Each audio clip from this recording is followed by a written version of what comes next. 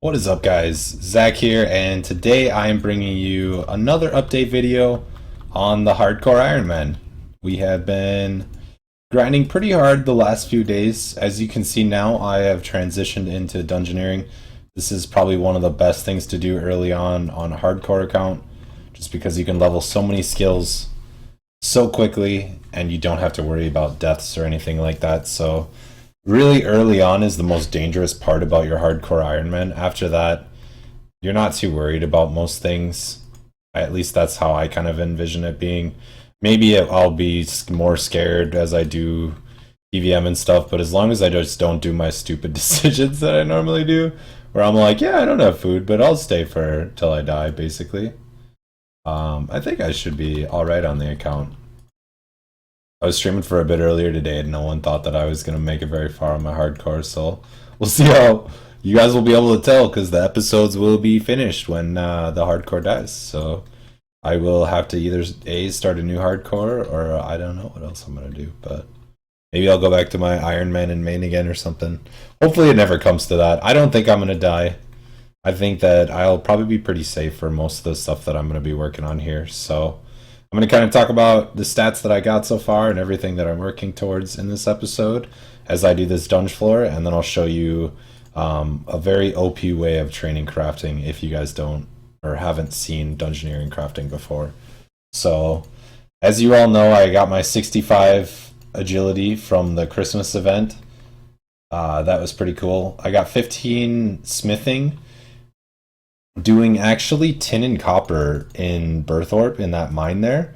You can go into the mine both, and then come out, smelt it, and smith it. So it's actually not that bad. And you can get those lapis lazuli gems, or whatever they're called, while you're doing that mining, if you use the dwarven army axe. Same with if you cut normal trees with wood cutting, you get knots from the trees.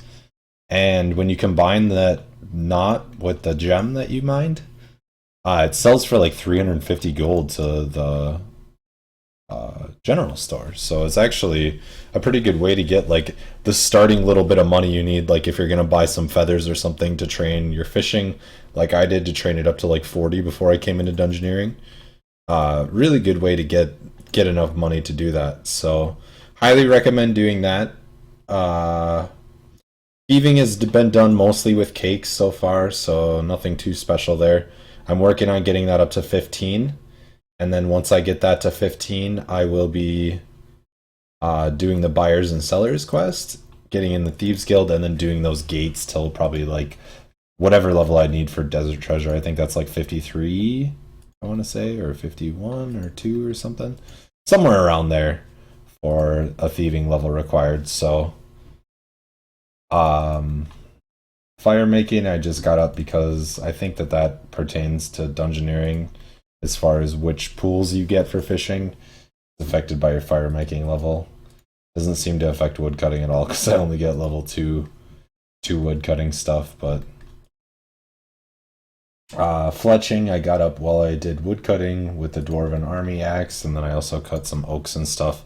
Just getting stuff ready for invention when it comes out. I'll have some low level pieces in the bank that I can use hopefully for those low level invention levels.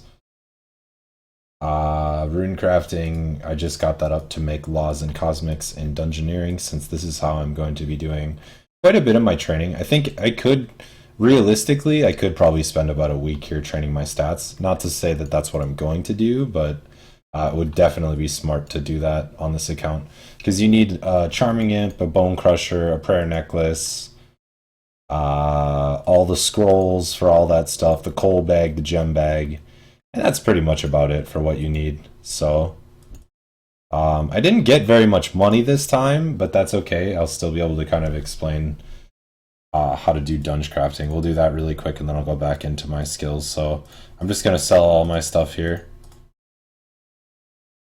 Get rid of all that. Should have made cosmics, and I could have just teleported back to the boss, but next time will be less pleb like. So the main thing to do with dungeoneering crafting is your ring. You want to customize it to the skiller ring and use the artisan skill perk. Chance of saving resources and increasing rune production. So I'm gonna buy these hides from him, and you can see in my inventory, I have enough to make 5 exact bodies right now. So we'll see. Maybe I'll get a good proc, and I'll be able to make an extra body off this or something. So I saved 4 hides on that one inventory. So when you get a ton of money all saved up, and then start crafting stuff, it actually is going to help you in the long run to really save quite a bit of cash and give you even more experience as you do your dungeoneering grind. So, and this is, as you can see, a pretty good way. I'm already 36 crafting right now, so that's pretty ridiculous. It's going extremely fast. I'm getting like a level every 2 floors, so that's like maybe every like 15 minutes or so is probably how fast it's going. My dunge is 44 now. Hunter's 39. I did butterfly. I caught some butterflies, and I kind of combined that with doing uh, the Big Chin minigame. Big Chin's pretty good, but I would say you probably realistically want about 39 Hunter before you go too ham on it. My first day, I did it so I could get to, I think it was like 15, whatever the ruby butterflies are. Catch those until you can hit 39 or 35, and then go to the Arctic Hunter region and catch those butterflies until you hit 39. And then you can start doing just Big Chin to level your stuff up, because those Grenwell tickets are kind of nice if you want something that is not super AFK, but it's still kind of AFK. So, crafting, I've been training in dungeons, I've said. Cooking got trained with fishing. Smithing got trained with that mining stuff I talked about. The only other thing is div. I haven't really trained too much div. I've just been doing cash daily, so recommend doing that. Basically from here, all I need to do is train for Elf City. So a lot of the skills for Elf City I can do in Dungeoneering and are actually part of Dungeoneering. Like Dungeoneering is actually part of getting into Elf City.